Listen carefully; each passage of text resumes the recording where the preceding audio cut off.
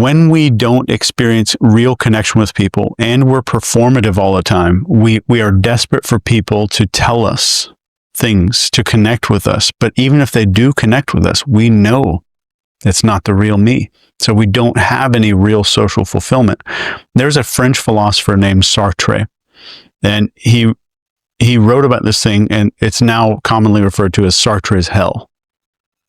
You get these three people, and they're essentially in hell, but hell is other people. And it's not in a way that you might think.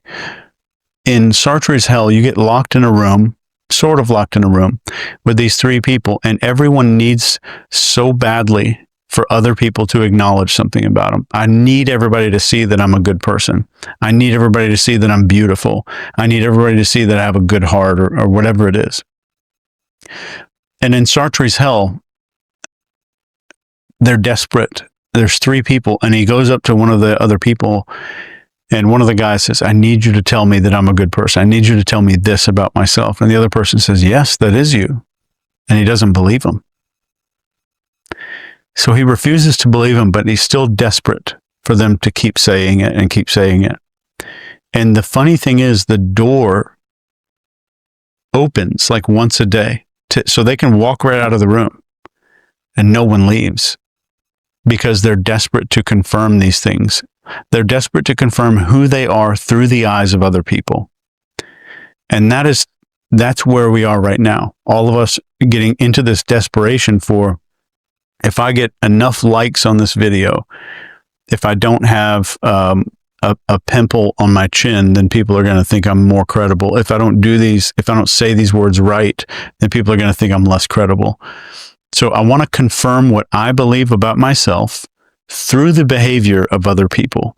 And that is Sartre's hell. And I think that we are living in a digital version of Sartre's hell right now. I do want to touch back a bit, because I realize I glided past something you said.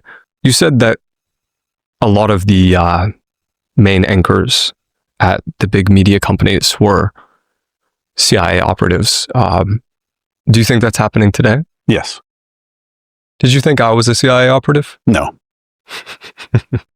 What are the signs? You mean like, what should we look for online? Sure.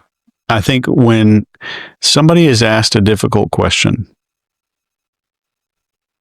about their government, their agency that they might be working for, they might answer it in a negative way, but then they'll say, yes, but they do all this good thing and that good thing and that good thing. So that I think that allegiance mandates some kind of PR maintenance. So asking those really difficult questions are the way that I see people respond to those. And it doesn't make me say, oh yeah, 100% that guy is an agent or whatever. But it does make me say, interesting. That's interesting. That person got asked about something that happened in the 1950s with the CIA. And they say, like, yes, they did that back then. However, nowadays, their new focus is this and this and this. And they'll throw a little commercial on top of the admission of the negative thing that happened. Yeah, I think Gen Z, maybe this is biased, because this is at least my belief, but I think people would be surprised that the CIA is sophisticated enough to infiltrate the influencers that Gen Z and Gen Alpha watch. Because they're like, oh, there's no way these older guys are able to get in here and do this kind of thing with us. You know, like, we're watching TikTok, we're watching, I don't know, Sora AI videos, Instagram Reels. But if you were theoretically going to design a psychological operation, what would be the main areas you think you would have covered on social media? You mean like if I wanted to recruit someone like you? No, I suppose, like, do you think they're everywhere? Do you think it's just media? Do you think it's podcasts maybe? Do you think it's TikTokers? Like, how many, is it everywhere? I think it's in every area where media is consumed, yeah. It's fascinating. And I'm not saying, let's be clear, So when I'm saying like somebody's an operative or whatever word you want to use, they're not like walking around on their off time, pulling out their secret CIA ID card and badging into the main building. That's not what happens. Even if you go back to Project Mockingbird, they're just getting some talking points in a letter every once in a while. They're just saying, oh, you know what? Don't have this guy on your show, or don't allow this to be spoken about on your show, or if they talk about this, you're going to cut it out. Just simple things like that. Some very basic instructions. And the way that somebody like a Gen Z person might get recruited is, let's just use a hypothetical person instead of a real person. So you're talking about how someone like me could get recruited into this. Yeah. So it's not like designed from birth. Oh, no, not at all. They'll typically capitalize on the people who already have talent and skill. It's not like they're going to they don't have to worry about that, because people are going to rise to the top and they don't have to worry about training them in charisma, media, on-camera presence. They just find the people that are already doing well. So it saves them a lot of time and a lot of money. So let's say one day, let's just use you as an example. Somebody comes up and says, hey man, I love your podcast, yada, yada. They're in a restaurant, a bar, whatever. And they say, I have a serious question for you though. Are you a patriot? Would you consider yourself a patriot? Now I've got you locked into identity, right? Exactly what we talked about at the beginning of our show here. So you consider yourself a patriot. Then we'll go on a little bit. I'll get you to make a few more comments and stuff like that. And I'll get you to make a few more agreements that say that, yeah, I support the country and all that kind of stuff. And then I say, well, I have an offer for you. But before I show you anything, I just want you to say yes or no. Would you be willing to entertain the offer and look at what I have? And it might be uncomfortable. Would you be willing to look at it? Sure. Yep. Stage one is I show you all of your browsing history, captures from your webcams on all of your phones and computers of you doing the most compromising shit you could ever possibly imagine. Every bad thing you've ever done, recorded in some way. And I'd say, I like your podcast. I think you're doing a great job, and I want to protect you. And I want to keep all this from the public eye. But we also want to give you $20,000 a month. So I'm going to protect you, and B, I'm going to give you $20K a month from all this. So you have the carrot and you have the stick at the exact same briefing, and you agreed to receive the briefing from me even after I told you it was going to be stressful. So now you feel like you chose all of this. So you walk away not feeling like I shoved this in your face. I told you it was going to be stressful, and you agreed to it. And you agreed that you're a patriot and all the other agreements. And now if you say yes, the reason that you're doing this on your podcast is for your country, because you're not going to call yourself compromised. We have this thing called cognitive dissonance that keeps our brain from thinking I'm a bad person. We have a hardwired thing in our brain that says, I did this bad thing for this good reason. It's in everybody's brain. So now when you go back on the podcast, you're going to go back to that sense of patriotism, because that's how that person anchored that conversation at the very beginning and probably at the very end. So now, even though you're being asked to silence people, not have certain people on the show, leave something out of your podcast, you're telling yourself, and whoever's your handler is telling you, this is for the greater good. This is for the good of the country, because we have these brand new initiatives that are coming out. The Saudis are doing X and Y and Z. Chinese are preparing operations to do X and Y and Z. And if this thing got out, it could have caused a massive panic and a massive crisis. So you did the right thing, and you kept the Americans safe by doing that. And you'll tell yourself that, and you'll feel good about it. So when a person is like in this situation, they will feel good about what they're doing. Even if it feels a little off in the back of their mind, they'll still feel like at the end of the day, I'm doing the right thing. What happens if I say no? At the end of the day, if you said no, then, and this is all hypothetical, I'm making all of this up completely. At the end of the day, if you said no, the conversation would turn to, well, I think you're doing a great job. I appreciate you having this discussion with me. And I have to say that there is no way that I can prevent this stuff from reaching the public eye unless you decide to work with us. And all I'm asking you to do is just work with us once a week for 5 minutes. But it's up to you. And that'll be a mind virus in your brain for weeks and weeks and weeks, and it'll never go away. And all I've got to do is leave you a business card with a phone number on it. And you'll call. Eventually you'll call. That's fascinating. Chase, you and these crazy hypotheticals, man. I just make them up.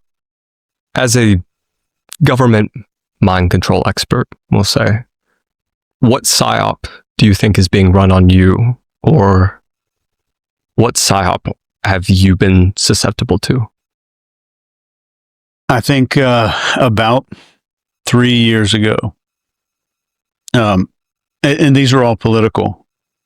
This is like I started, I followed one conservative person, and then I got all these other things. And damn, I was never going to admit this on anywhere. But I got down to a point where I was on X under an hour a day, because I have these app time limits. Now they're like 8 minutes. And I don't even have social media on my entire phone anymore. But now I got to this point where I was just seeing so much of this doom and gloom. The world's going to end. The country's going to end. You need to start preparing for World War III, all this crazy shit, that I invested in a survival property. I bought things that way too much money that I shouldn't have spent. And I just completely bought into this. And at the end of the day, when they said, oh, all this shit's going to happen, all this stuff's going to go down, I was sitting there with all of this stuff, sitting there looking around at all this stuff. And I was like, I am such a fool. And I felt bad for a minute, but it's just I have a human brain. I'm not superhuman. I don't have a super immunity to any of this stuff. So it's definitely something that anybody can fall for.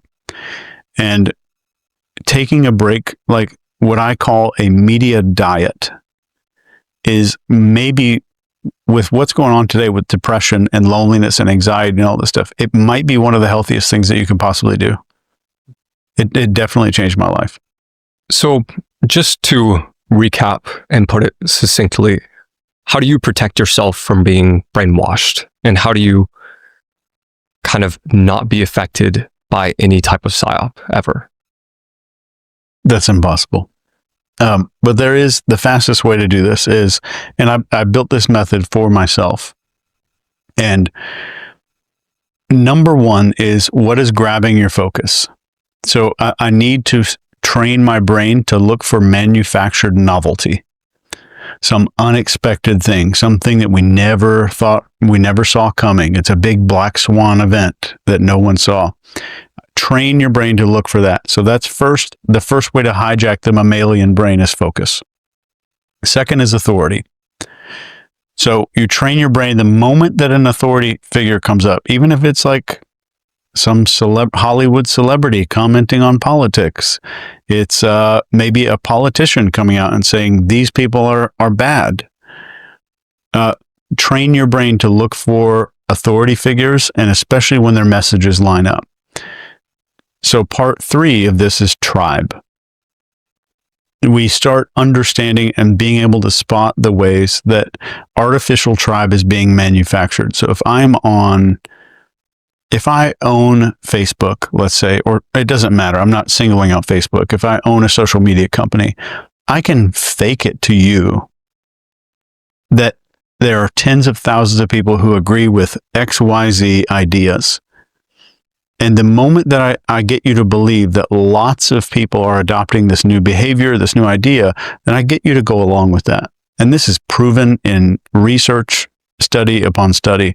Some of these studies that are just fascinating to look at. These are done in the 60s. A lot of these done in the 60s. So we have focus, authority, tribe, and then emotion. So when am I getting emotionally played? Not just when is something making me feel emotional. A good commercial makes you feel emotional. Like there was some of these Super Bowl commercials that people would cry during these commercials because they were so well done. That's okay. when am I being emotionally hijacked? And here's the way to tell when you're being hijacked. And in hypnosis, this is a hypnosis technique that I think was invented by this guy named Dr. Milton Erickson, who's like the grandfather of hypnotherapy. He's the reason that hypnosis and genuine hypnotherapy got approved by the American Medical Association, the American Psychiatric Association.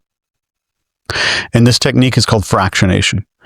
And in a fractionation, I have your emotions here, and I show you things to bring it up here, piss you off, and then bring you down again to something that's joyous and happy and reverent and kind and awesome.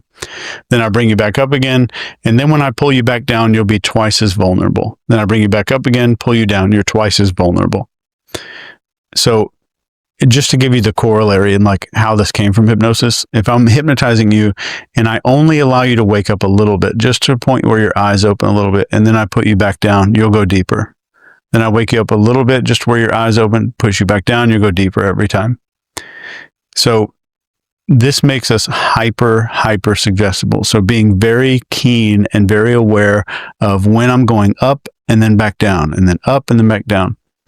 And if you're really good at this, you'll be able to spot where the ads, you'll know before you see an ad. Quick one. Something Chase taught me on our last interview was that being well-researched gives you a significant advantage when entering a conversation with someone. So now when I have a guest on my podcast, I try to learn the little details, hidden gems, things that they would never think I would know about them, so our content is as good as possible. This is a big reason we had to start using Poppy for all of our content, because with their platform, you can take documents, voice memos, tweets, podcasts, TikToks, and connect them all to a chatbot that instantly transcribes and lets you interact with several pieces of content at once. As someone with over 15 billion views on social media, good research is your competitive edge when it comes to going viral. So if you want the most powerful AI tool to improve your content, just go to jackneal.com/poppy.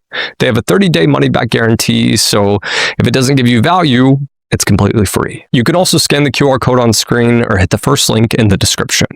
But anyway, guys, back to the podcast. So you'll see riots, then you'll see fighting, then you'll see a body cam footage of somebody getting in a fight with a cop or arguing with a police officer to kind of like, kind of get your heart racing a little bit. And then you'll see maybe one more thing that pisses you off. Then you'll see some other party person, left or right, doesn't matter. You'll see some political thing that pisses you off and makes you hate. Tribalism. So it's injecting the tribe. So that's focus, then authority, and then tribe. And then we have emotion. And that emotion starts right as that big thing is pissing you off. Then you'll scroll one more time and it'll be one of those videos of like, oh yeah, we just found this baby coyote on our back porch and he was injured. So we splinted his leg and we bottle fed him. And then it shows this little coyote, like a time lapse of him growing up, sleeping in the bed, playing with their baby, playing with the dogs, all this stuff. And it's like, wow, like you get this big emotional rush. That's fractionation. And then right after that little baby coyote video, ad. You'll get an ad.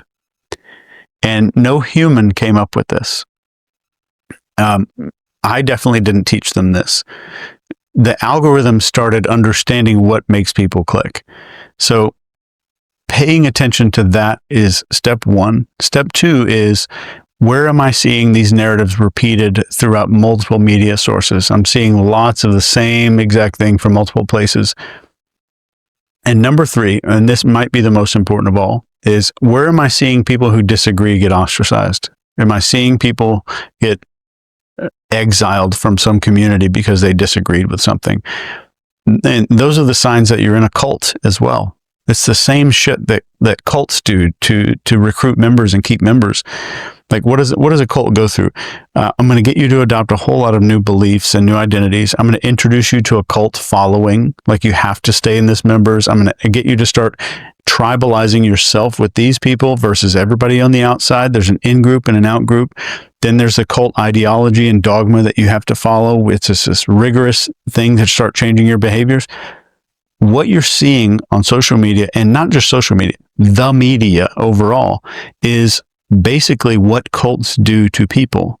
I'm going to isolate you and show you that you're powerless without these things. You have to follow this leader. You have to follow this doctrine. You have to excommunicate yourself from this tribe because they don't agree with you. They're creating a cult. It's exactly what we're seeing.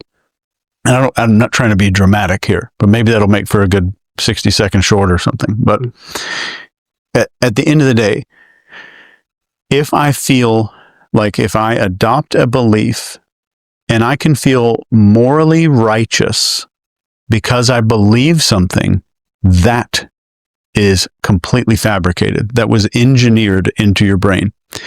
But the hardest part about doing this, and people will say, like, what's the checklist? What do I need to do to protect myself? The hardest part is admitting that you're vulnerable to it. Because a lot of people are like, no, I got all these ideas myself. I did research and I did all this and I looked at this, I looked at this document. Because our brain's job is to prove us right. So like, you see the same stuff in a Tony Robbins seminar. It's like, if you continue saying you're not successful, your brain's job is to prove you right. But if you continue saying the people on the far right are absolute dipshits, or the people on the far left are dipshits, your brain's going to just look for evidence to prove you right. That's its main job. So you have to be able to admit that I have been manipulated before. That's got to be step one. It's fascinating. Would you say I know Tony Robbins was trained in hypnotherapy, right? Yeah. Is that fairly common for large, I don't want to say cult leaders, but people with a large audience that's very loyal to them? No. They're trained in hypnosis? No. Charles Manson. Yeah. Studied hypnosis and a few other things, but mainly I think his main book in prison was like How to Win Friends and Influence People back then. It's like a Dale Carnegie book, which is one of the best books ever written on like just having good social skills. But I think that the people who rise to the top and become cult leaders, you have, number one, you have like a grandiose narcissism. And you can't have a malignant narcissist as a cult leader. It's a lot harder to do that. Grandiose narcissism, like my confidence in me and how perfect I am and how flawless I am, is so strong that you'll just buy into it. So you have that. And I think that people that rise to the top and become famous cult leaders, the ones that we hear about, because for everyone we hear about, there's 1,000, 10,000 that we don't even know about. So the ones we hear about, I think, naturally become good at those skills that resemble hypnosis because they're calculating human behavior their whole life from the time they're 3 or 4 years old. They learn, if I say this one phrase, it makes mom emotional. If I do this one thing, I can get away with this. Or if I pay really close attention, I can hear Uncle Johnny's insecurities. And I'm going to file that away and I'm going to use it later on in our conversation because I know those insecurities and I'm going to use them a little bit later. I think it would be useful for people to use these tactics for good, of course, but you certainly can. How do you quickly spot someone's number one insecurity? It's, I don't know about quickly. Well, you can do it very quickly. To teach you, it would take a few minutes. Let's go into it if you want to do it. So the first thing is you need to spot what they need from other people. So typically, if I know what you need to be seen as from other people, I know what was probably missing in your childhood right away. And there's 6 social needs that we teach at NCI University. And these are significance, approval, acceptance, intelligence, pity, and power or strength. And it's not that I need to be powerful. It's not that I need to be significant or accepted. It's I need people to see that I am those things. So the guy that's driving the giant jacked up pickup truck with like the plastic nuts hanging off the trailer hitch and the MMA I fight all the time sticker and the Glock sticker on the back of his truck, all like just Mr. Tough Guy. He doesn't have a need to be powerful all the time. He has a need for you to see him as powerful. And those are 2 very different things. Very different. So if you're just in a casual conversation and you hear somebody say, oh yeah, I've been working there for 20 years and still everybody calls me up, even after I retired, they still call me and ask for my advice. That's significance. You're hearing significance right away. If you hear, let's just make it a company they used to work for. Somebody says, yeah, I actually worked there for 20 years. It was the greatest group of people. Everybody takes care of each other. Boom, acceptance. You're hearing it right away. Or if you hear somebody say, yeah, I mean, I worked at that company for 20 years, but that doesn't mean I'm going to be good at this speech tomorrow. I always mess these things up. Just so you'll say, oh no, Jack, you're going to do great. You're going to be really good. You did great last time. You know your stuff. That's approval. Or you hear somebody say, I worked at that company 20 years. And it was right after I got my master's degree in blank and I wrote my paper on this, which led me to a managerial position over there, intelligence. Or you say, somebody says, I've been working at that company 20 years and they never really pay attention to anybody. It was horrible. We had horrible hours coming in. We have, our boss was a total asshole and I had to endure that for 20 years. Pity. So the person that's the pity needs person is one of the most confusing. It's not that they want pity. It's that they want you to understand how bad they had it or how much they went through. And our instinct with a pity person is to say, no, man, it's not that bad. You know, it was pretty good. You got a good paycheck. You had a good time. Not all the bosses were assholes. That's not what they want. So the moment you do that, it's like them knocking on your door and asking whether or not you're a drug dealer for the drug that they need. And you're going, no, not me. So we get dopamine and we get neuropeptides that flood our system when we get what we want socially. And what was the one we left out? Oh, the strength and power. Like I worked at that company 20 years and I was always the boss. Everybody looked up to me. Everybody asked me for advice. And there was a lot of these little weak guys down in the sales department that couldn't make sales. But I went down there and I told them, just the tough acting people. So that's one way of just seeing what people need socially. We'll ask on pity, what's the best thing to say? Just simply, that sucks, or that sucks because of XYZ? Somebody says like, well, I was in that relationship for way too long and now I'm starting to go to college and now I'm starting to get my own job, but it was still abusive and I still think about it all the time. My response to that person might be like, I don't know how you keep it together. I think most of these people that see you every day, they have no idea what you've been through and what you've endured to get where you are here today. So add on something and make them feel understood, maybe? Not understood. You're adding what I covertly said was that other people don't get you. But am I saying that I get you? Did I say the words, Jack, I totally get you? No. I'm implying it and you putting it together in your own head. I'm not saying it out loud. So now it's your own idea, your own thought. But let's go through these 6 needs again. So if I'm significance, I'm asking the question, do other people see me as significant? So do other people realize how bad I've had it? Do other people see me as powerful? But each one of those carries with it a childhood wound of something that was missing or something that didn't get acknowledged. And we carry stuff from childhood way too far into adulthood without us ever knowing it. And this is all of us. But if I have a significance, identify a significance person within probably 60 seconds in any conversation. You can identify these needs in listening to people. We have a completely free course at NCI University you can take like instantly that walks you through some really good training on this. But if I know your significance, I know that your fear and your secret insecurity that not even your friends know is feeling insignificant and being left out and not making a difference. It's so clear. And if your need is acceptance, I automatically know that your insecurity is being left out, being exiled, or being made fun of in front of other people, or people laughing at you. If it's approval, it's that you're always right. All of your insecurities are right, and you're going to mess this up. So people confirming that. And if it's the intelligence thing, it's being seen as stupid or being publicly judged for not being smart. If it's the pity thing, then your secret insecurity is no one's going to know what you've been through to get where you are. No one's going to acknowledge you ever. No one's going to understand you.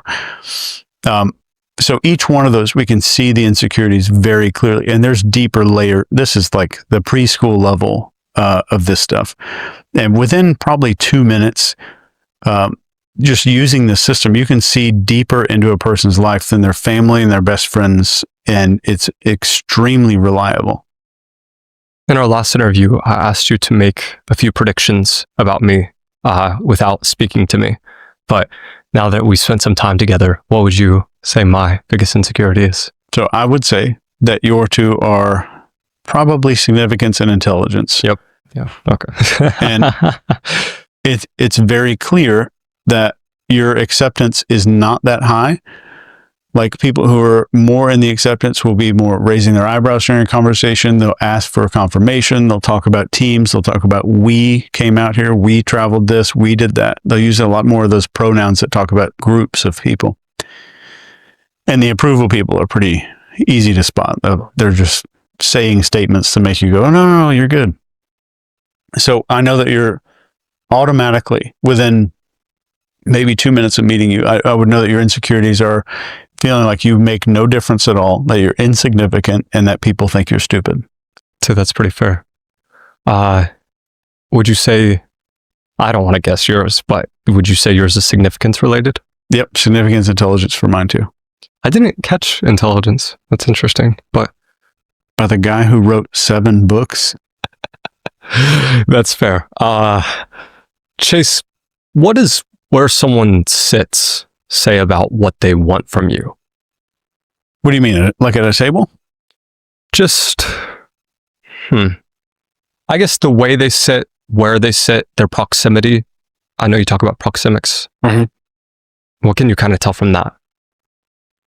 I would say it's hard with sitting because if it's a new environment, there's going to be new behaviors. The brain's not adapting yet. I would look over time. So the number one thing you can do when you're looking at body language and nonverbal communication is look for changes. So looking at initial conditions is not always going to give you a good read. So look how the conversation starts and watch the changes in that person's body as it evolves. The number one thing you can look at, did we talk about blink rate on the last show? Yeah, we spend so much of our time looking in people's eyes, and it's an unconscious behavior that you can look, that someone blinking more often is stress, less often is more focused. And your job is to take people's blink rate and lower it through a conversation. So we're not just looking at a snapshot of fast or slow. We're watching for when does it start speeding up? When does it start slowing down? If I'm speaking on stage, I'll look out in the crowd. And if I'm looking in people's eyes, like around the room, and as I'm talking, if I see people blinking more often, I'll just change the subject. I'll raise my voice. I'll jump off the stage and walk around a little bit, and I'll regain that focus and look around the room again, and I'll see the blink rate has dropped again. But when you look at a person's body, you want to, there's a whole lot of things we could look at, like breathing and angles and all this kind of stuff, but you want to look for, are they leaning back or leaning forward? And one of the biggest things that we teach people in influence of sales and with NCI is that we don't make big decisions with our backs against a chair. It just doesn't happen. So they teach all these cool closing techniques, exactly what to say to close the sale, but the person's kicked back and like leaned back in a chair. Your goal is to get their body to agree first before their brain does, because that's our first language. We've been moving our bodies and communicating with each other with bodies for 1 million years. Who the hell knows how long? But this language thing is very new to us. There's a hierarchical structure in our head for our auditory cortex. We have a visual cortex. We have all this hearing system and sound processing cortices in our brain. There is no structure for language. None.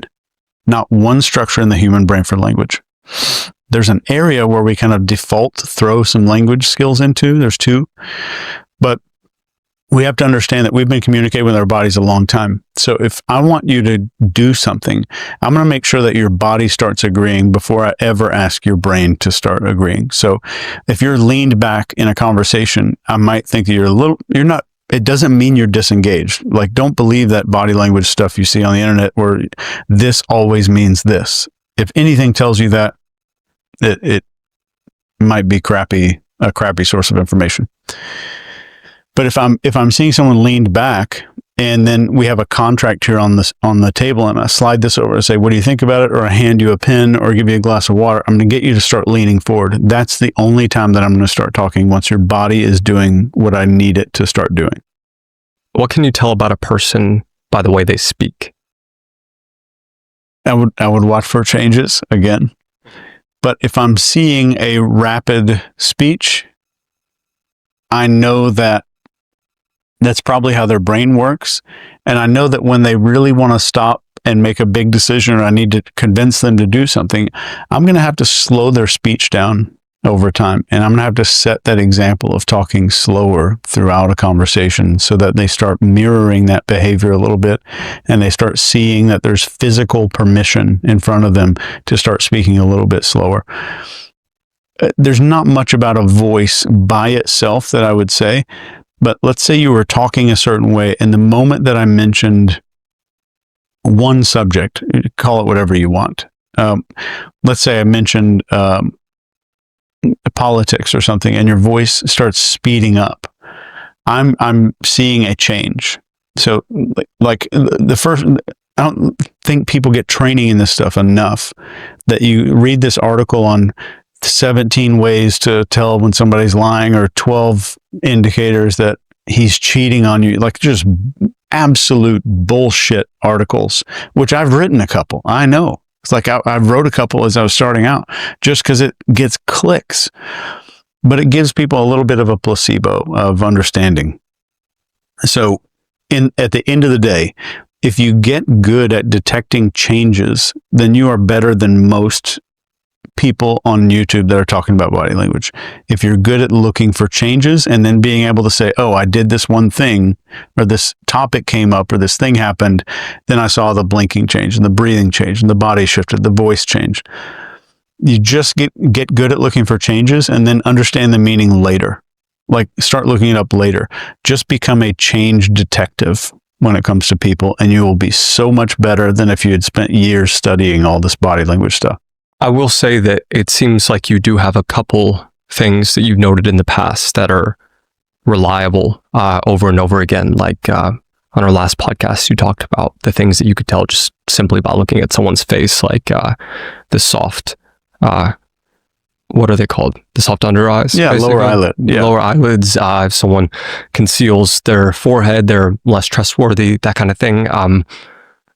Is there anything else like that you've noticed? I remember Marcel telling a story. I don't know if it was about you or about someone else who had a similar skill set to you, about a girl he was dating that you could tell that she was bulimic or something. Yeah. Is there any other things that you look for that are reliable across the board? I think there's very, very few. And even those little things about wrinkles on the face and all that, I would say those are anecdotes too. They're not hard, fast rules. You have to be doing this stuff for a while. The only way that I knew somebody was bulimic, it's not because she like talked a certain way or anything. She had one finger on her whole hand where the cuticles were worn down from like acid exposure, and you could see little teeth marks on her knuckle on that same finger. That's the only reason I knew that. But how did you know to look for that? I didn't. I just saw her hand, and I always look at people's hands, and I just look around at people. And then there's like a deductive reasoning that happens after that. And I wish there was a way to, maybe there is, but I wish there was a way to write a book about that, where you could just like, oh, you see some shit on somebody's fingernails, let me flip to the fingernail section and like find this thing. Maybe there will be someday, but I find it the most difficult thing to teach people, because I think it's just rooted in experience. Like, I've never written an article on how to look at bulimia in my lifetime, but I knew that was bulimia just by looking at it and using this, maybe it's inductive, I don't know if it's inductive or deductive reasoning, that just came naturally because I'm just so obsessed with human behavior as a whole, and never judgmental. That's the biggest thing. It's like, if you're judging people, you're losing the game. It makes you less influential. It makes you less confident. It makes you less powerful in every situation. But you get to the point of like, I wanted to see behind the curtain. When I was like 19, I wanted to be a psychological voyeur. Like, I wanted to see all the stuff I'm not supposed to see with other people. And that's what started me down this path to begin with. I wanted to see all the things that were hidden in plain sight. And one of the reasons like I became a body language guy was just trying to understand girls as a kid, and like, how do I avoid rejection? How do I know if I'm going to get rejected by somebody? I think over time though, it goes in phases. When you first learn this stuff, you're hypercritical of yourself. You're like, oh, how am I looking? How am I sitting? I'm like adjust myself all the time. And that is so exhausting. It was 2 years probably for me of just hyper managing myself. And just because you think like everything's such a big deal. And then you think everybody can see what you see, even though they can't. They don't pay attention to it. So then it becomes like, wow, these people are screwed up. And then the revelation comes like, oh, they're screwed up just like I am. They're a lot like me. They hide insecurities. They don't forgive themselves. They carry around shame 30, 40 years longer than they should be carrying around that shame. And you start realizing that we are so much alike that it's scary, and that we all hide the same things. We all don't forgive ourselves. We all conceal and pretend like we don't have shame. And even just as a perfect example, if you talk to someone today, if you're listening to the show right now, and you talk about there's an epidemic of loneliness, everyone's going to agree with you. Not one of those people are going to come out and say, I'm lonely.